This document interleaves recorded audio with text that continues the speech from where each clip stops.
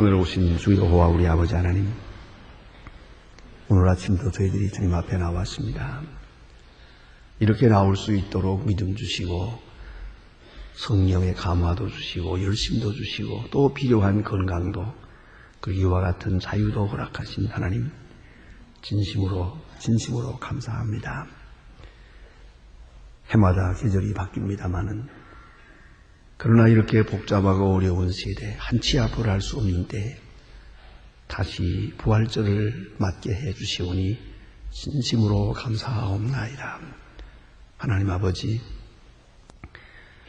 우리를 이처럼 사랑하셔서 여기까지 인도하셨사오니 하나님이여, 내 몫의 대인 십자가를 내가 질 수 있게 하시고 주님의 거룩한 십자가를 바라보는 중에 모든 죄짐을 벗고 늘 자유한 영혼으로 주를 섬기게 하여 주시고, 내 몫의 대인 십자가를 내가 지고 나갈 때 결코 이것이 무거운 것이 아니요, 고통스러운 것이 아니요, 저주스러운 것이 아니요, 늘 감사한 것이 되고 은사가 되고 사랑이 되고 내게 맡겨주시는 소중한 사명이 되고 내게만 맡겨주시는 특별한 선물이 될 수도 있게 해 주시옵소서.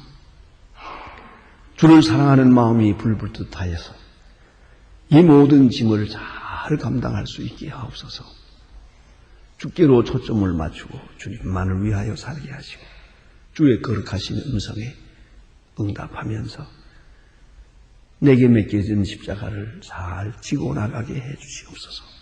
하나님 아버지, 십자가를 벗기 위해 기도하는 자가 되지 않게 하시고 시몬처럼 억지로 지고 가는 자도 되지 않게 하시고 베드로처럼 이렇게 십자가를 깊이 하다가 주의 십자가를 함께 지지 못한 것으로 해서 한평생 눈물을 흘려야 하는 저희들이 되지 않게 해 주시옵소서.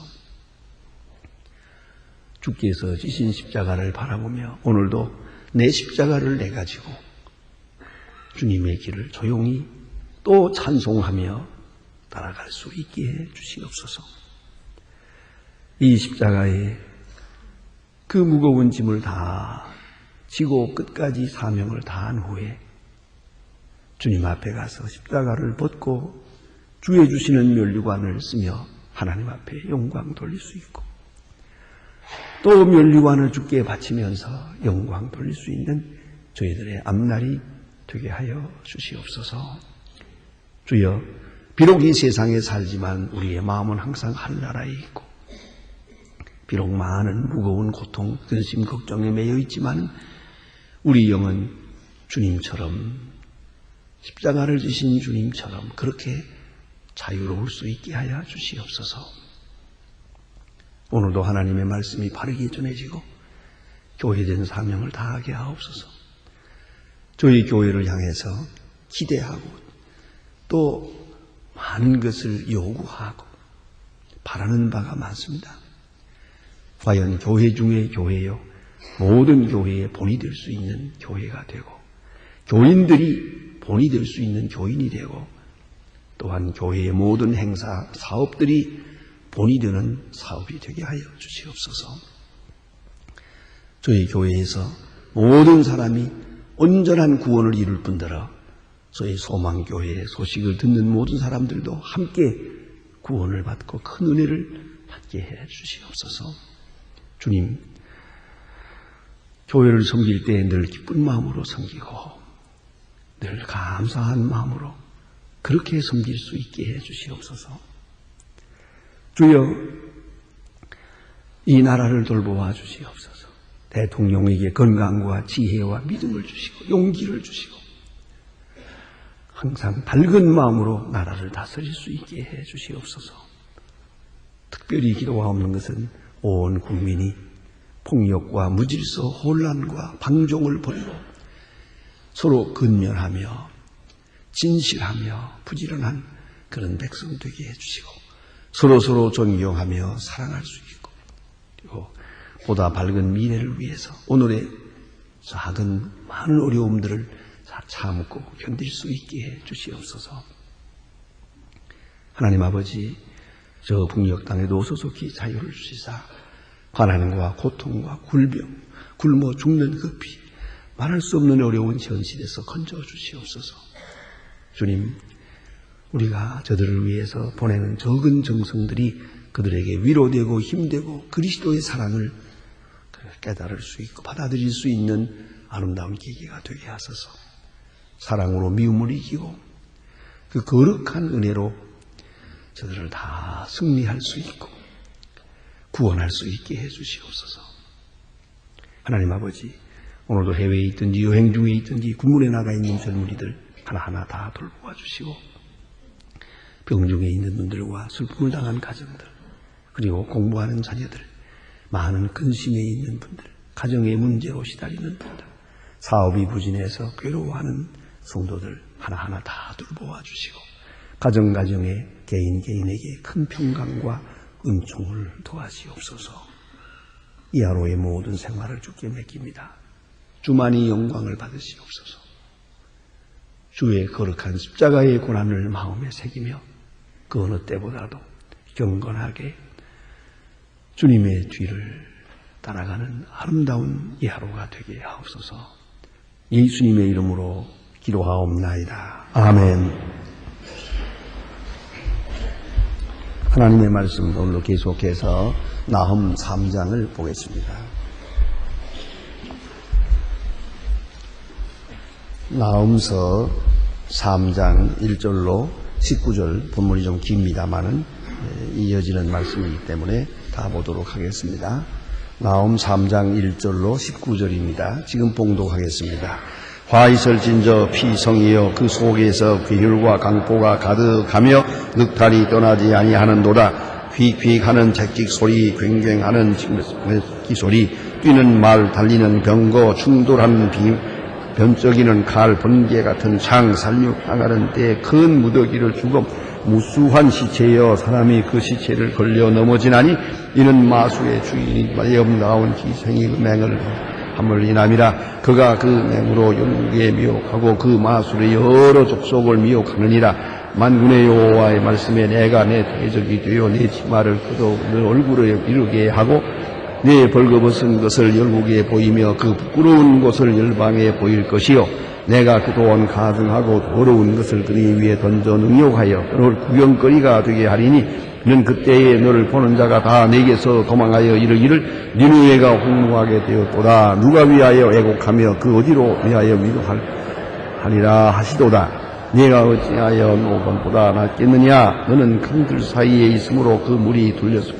바다가 성수를 되었고 바다가 성벽이 되었으며 부수와 애굽이 그 힘이 한 적이 없고 붓과 무술들이 그 높은 자가 되었나니 그가 포로가 되어 사로잡혔고 그 아리나의 길 모퉁이에 베어진 강가에 부서졌으며 그 존귀한 자들이 제비를 뽑혀 나가 그 모든 대인은 사슬에 결박되나니 그가 취한 바 되었으므리라.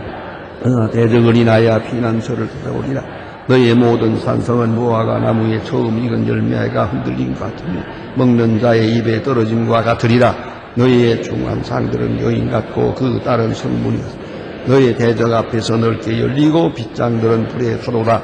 너는 물을 그의 에워싸일 것이고 예비하여 너의 산성들을 견고케 하며 진흙에 들어가서 흙을 밟아 벽돌을 가마를 수리하라. 거기서 불이 너를 삼키고 칼이 너를 베기를 늦게 먹을 것이다. 같이 하리라. 너의 늦같이 스스로 맞게 할 것이다. 내가 메뚜기같이 스스로 많게 할지어다. 네가 그 상고를 하늘의 별보다 많게 하였느냐? 황충이의 날개를 펴서 날아감 같고 황해 백성들의 메뚜기 내 대장은 그 메뚜기 큰 떼가 추운 나비 울타리에 길었다가 해가 뜨면 날아감 같으니 그 있는 곳을 알 수가 없도다. 아스로 왕이여 내 목다가 타고 내 뒤에 위에 수였으며 내 백성의 산에도 흔들리나 그들의 모을 사람이 없도다. 너의 다친 것은 고칠 수 없고 그 상처는 중하도다. 내 소식이 듣는 자가 다 너를 인하여 손뼉을 치나니 이는 내 악을 받을 자가 없음이 아니냐. 아멘. 오늘 여기 주신 귀한 말씀은 이제 이 나훔서의 결론되는 말씀이 옵시다. 나훔 1장 우리가 1절 다시 어제 아침에 본 것처럼 다시 읽습니다. 니느웨에 대한 중한 견고 나훔의 묵시의 글이라. 이건 니누웨 성을 향해서, 니누웨는 아수르의 수도입니다. 말씀하시는데 오늘 본문 가운데도 7절에 보면 니누웨가 황무하였도다. 누가 위하여 애곡하며 내가 어디서 너를 위로할 자를 구하리요 하리라 한도다. 니누웨에 대한 말씀이고요. 또 18절 말씀에 가서 보면은 아수르 왕이여 내 목자가 되고 내 귀족은 무여 쉬며 내 백성은 산들에 흩어지나 그들을 모을 사람이 없도다 했습니다.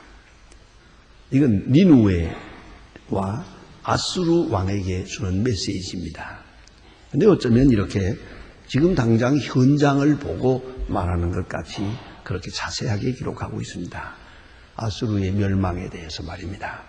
멸망의 날이 이렇게 올 것을 나훔은 계시를 통해 보았습니다.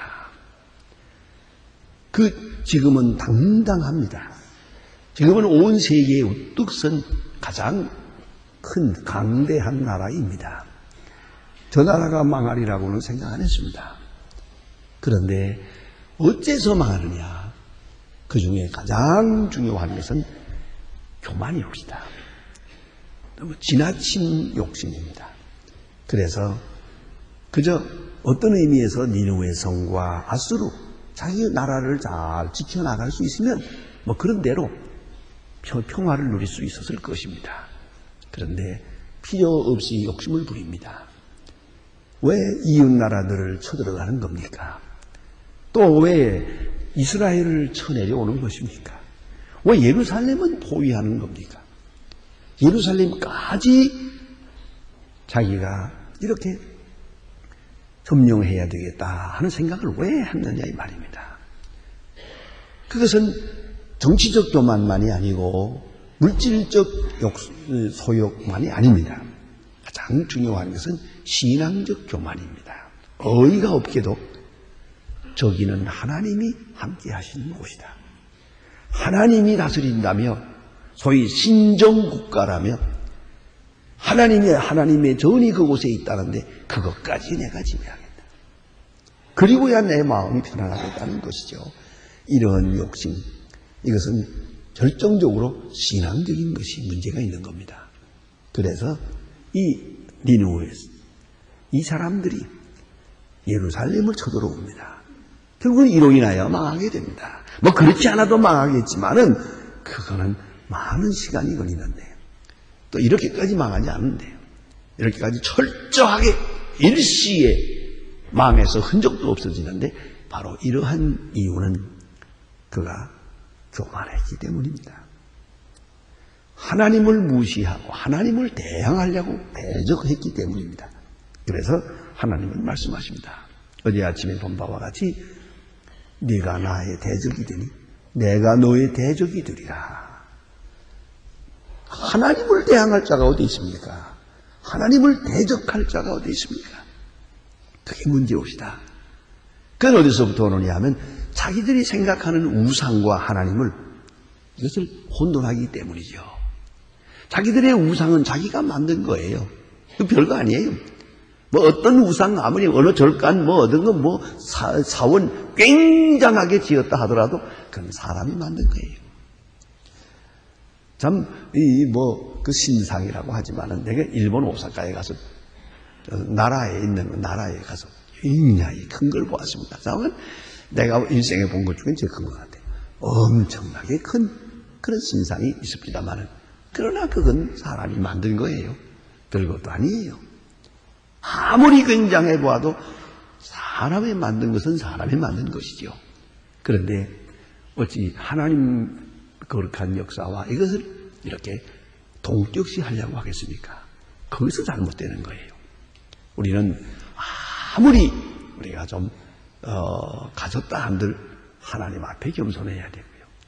무엇이 가능하다 그래도 하나님 앞에는 하나님의 성역 그 영역은 언제나 따로 별도로 생각해야 된다는 걸 절대로 잊어서는 안 됩니다.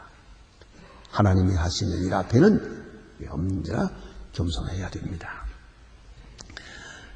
그 유명한 얘기가 있지 않습니까? 히틀러와 일본이 언제 한번 이렇게 서로 동맹을 한 때가 있었죠. 독일과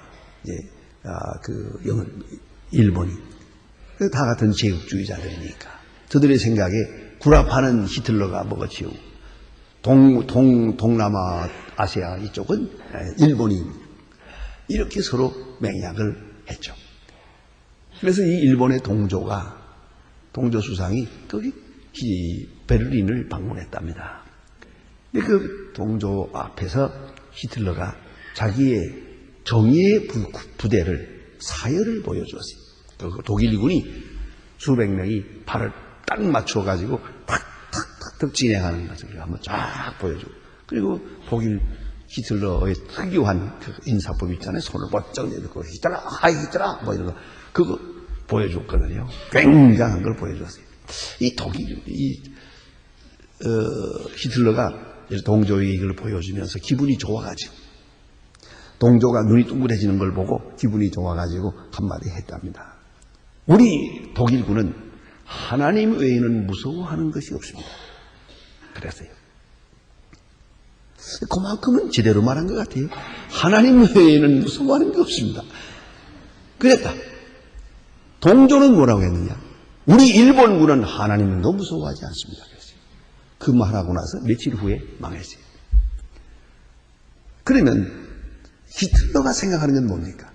적어도 그는 기독교의 문화 속에 살았기 때문에 하나님 할 때 그것은 하나님의 세계는 그건 높은 세계예요. 그건 도덕적인 것이요. 그러니까 하나님 외에는 그 외에는 무서워하는 게 없다. 그랬는데 이 동조 이 멍청한 사람은 히틀러가 말하고 있는 그 하나님과 자기네 우상하고 같이 생각해요. 우상과 비교해 봐요. 그래 놓고는 우리는 하나님도 무서워하지 않는다. 일본의 가미를 무서워하지 않는다. 이래 버렸다고요. 이건 하나님이 정말 용납지 않는 것이옵시다. 바로 이 아수르 왕 사네림이 그것을 잘못한 거예요. 그래서 어느 나라 신이 내 손에서 그 백성을 건지더냐 이렇게 말합니다. 어느 나라 우상이 내 손에서 건져낼 자가 있더냐. 그런 거로 너의 하나님도 마찬가지다. 이런 생각을 한 것이에요. 이런 신학적인 도전, 신앙적인 문제, 이에 대해서 하나님께서 크게 확실하게 심판하셨습니다. 왜냐하면 전쟁을 통해서 이렇게 심판하는 일도 많고 기근을 통해 질병을 통해 온역을 통해 심판하십니다마는 하나님이 직접 손을 대서 18만 명을 진멸하는 이런 일은 그리 흔히 있는 일이 아닙니다. 아수르 왕 사네림은 확실하게 하나님의 큰 심판을 받은 사람입니다. 그만큼 그 죄는 컸습니다. 그것을 생각해야 됩니다. 그래서 그가 망할 때에 되어지는 일을 오늘 본문에서 예언적으로 미리 그림처럼 보여줍니다. 피성이요, 전쟁이 육박전이 나올 때에 온 도성이 피로 물듭니다. 피성이요, 그 속에 괴혈과 강포가 가득하며 늑탈이 떠나지 아니하는도다. 휙휙 하는 책직 소리, 굉굉하는 병거 소리, 병거 바퀴 소리, 뛰는 말, 달리는 병거, 충돌하는 기병, 번쩍이는 칼, 번개 같은 창, 사륙당한 때, 큰 무더기의 죽음, 무수한 시체여 사람이 그 시체에 걸려 넘어지나니. 보세요. 이 같은 무서운 역사가 이루어집니다. 전무후무한 이런 큰 재난, 큰 죽음의 심판이 있겠다. 왜 그러냐고 이에 대해서 설명을 합니다. 이는 하고 4절에 말합니다. 마술의 주인된 아름다운 기생이 음행을 많이 행함을 인함이라. 이 마술과 같이 그가 지금 악마에게 사로잡혔어요. 그래서 여러 족속이 그 마술로 인하여 미혹되게 되었다는 것이죠. 그렇습니다. 어느 어디까지는 우리의 윤리성이 있지만은 그 다음부터는 이렇게 무서운 마력에 잡히게 되면 자기 마음도 자기 마음대로 못해요. 악마의 손에 붙들리면 멸망으로 치닫는 것이에요. 그걸 잊지 말아야 합니다. 우리 마음속에 역사하는 악마의 역사, 그 간사한 마치 여기 장녀 같은 이런 간사한 마귀의 역사에 산헤림이 그만 붙들린 거예요. 어느 사이에 마귀의 시종이 됐어요. 악마의 노예가 되어버려서 그는 이와 같이 엄청난 죄를 짓고 또 엄청난 멸망을 당하게 됐다 하는 것입니다. 저가 이렇게 망하게 될 때에 구경거리가 되고 그리고 너를 보호하는 자가 없고 황무하게 될 때 애곡하며 위로할 자를 구할 수가 없다라는 겁니다. 시체가 있지만 시체를 치울 사람이 없어요. 다 죽어버렸기 때문에 애곡할 사람이 없어요. 그러한 비참한 형편이 되겠다. 이렇게 예언하고 있습니다. 자, 이제 중요한 것은 그렇습니다. 이러한 예언을 듣고 만일 아수르 왕 산헤림이 회개했더라면 예루살렘 포위를 풀고 단 하루 전에라도 이 메시지를 듣고 그가 포위를 풀고 고국으로 돌아갔더라면 이 같은 멸망은 없었을 것입니다. 그 옛날 요나가 가서 니느웨에 가서 외칠 때는 온 성이 왕으로부터 백성까지 죄를 무릅쓰고 다 회개했거든요.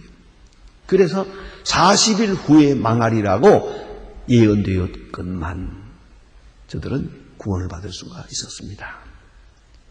그런데 오늘은 그렇지 못했습니다. 그때는 착한 왕이 있었고 그때는 좋은 방백들이 있어서 시원치 않은 선지자지만 요나의 메시지를 듣고 저들은 구원을 받았어요. 그런데 오늘은 나훔의 메시지를 듣지 않았어요. 이사야의 메시지도 듣지 않았어요. 선지자들의 이 메시지를 듣지 아니하고 결국은 아수르 왕 산헤림과 그 모든 백성은 망하게 되었다는 말입니다. 언제든지 이것을 기억해야 합니다. 선지자의 음성은 항상 있습니다. 오늘 주시는 말씀을 오늘 순종해야 됩니다. 그리할 때 구원에 이르는 겁니다. 어제 하나님의 말씀을 듣고 순종해서 축복을 누렸습니다. 그러나 오늘 거절하고 오늘 교만해지면 이 멸망에서 헤어날 길이 없는 것이옵니다. 아수르 왕 산헤림은 참으로 불쌍한 사람입니다. 이 악마의 유혹에 붙들려서 기어이 멸망당하고 말았습니다. 왜 여기까지 가야 했느냐? 그것은 악마의 유혹에서 붙들려가지고 헤어나지 못했기 때문이다 하는 말입니다. 그 다음에 여기 보니까 거기서 자기들 나름대로는 공장을 세우기도 하고 산업을 일으키려고 많은 방법으로 하지만 거기서 불이 나와서 다 그 수고가 수포로 돌아가게 될 것이다 하는 말이고요. 그래서 기술적으로 해결한 문제도 망하고 자연적으로 농사를 지려고 했던 것도 황충이라 망하고 큰 메뚜기 떼가 추운 날에는 울타리를 기다렸다가 해가 뜨면 날아감 같으니 그 있는 곳을 다 알 수 없도다. 그래서 어떻게 망하는지도 모르게 그만 이 아수르의 화려한 문화는 무너지고 말았습니다. 이제 19절 마지막으로 주시는 말씀을 들어야 하겠습니다. 19절 다 같이 한 목소리로 읽겠습니다. 너의 다친 곳은 고칠 수 없고 내 상처는 중하도다. 내 소식을 듣는 자가 다 너를 인하여 손뼉을 치나니 이는 내 악을 하는 자가 없음이 아니냐. 아멘. 여기에 주신 말씀을 보세요. 다친 곳은 고칠 수 없고 그래서요. 하나님 앞에 진노를 받은 것은 치료가 없습니다. 하나님 앞에 심판을 받는 사람을 구제할 길이 없습니다. 그걸 잊지 말아야 합니다. 어떤 방법으로도 하나님이 내려치는 그 매를 맞고 있는데 누가 저를 위로하겠습니까? 이건 구제의 길이 없다는 것이고요. 또 한 가지는 이렇게 고칠 수 없는 상처가 번지고 있을 때 이 소식을 듣는 자가 다 손뼉을 치겠다 그랬어요. 여기 아주 중요한 게 있습니다. 그 말씀은 뭐냐면 모두가 마땅하게 여기겠다는 거예요. 당연히 망해야죠. 왜? 그로 말미암아 우리 많은 피해를 보았으니까. 그의 악함과 그의 포악과 그의 교만과 그의 잔인함을 다 경험한 사람들이거든요. 그러니까 아수르가 무너질 때 당연히 그러지. 당연히 이렇게 생각하게 되겠다는 것이에요. 모든 백성이 다 같이 아수르의 멸망을 마땅하게 여기고 기뻐하게 되겠다는 것입니다. 그렇습니다. 선한 자가 고난을 당하게 되면 많은 사람이 이를 동정하고 마음 아프게 여깁니다. 그러나 아주 포악한 사람이 망하게 되면 손뼉을 칩니다. 잘됐다. 기뻐하게 됩니다. 이것을 꼭 기억해야 됩니다. 그러므로 언제든지 우리는 하나님 앞에 성실하고 정직하고 그리고 하나님의 말씀 선지자를 통해서 성경을 통하여 설교를 통하여 성령의 감화를 통해서 우리에게 주실 때 어느 때에 주시든지 우리는 곧 마음을 열고 말씀을 받아들이고 순종하고 바르게 응답해야 할 것입니다. 기도하십시다.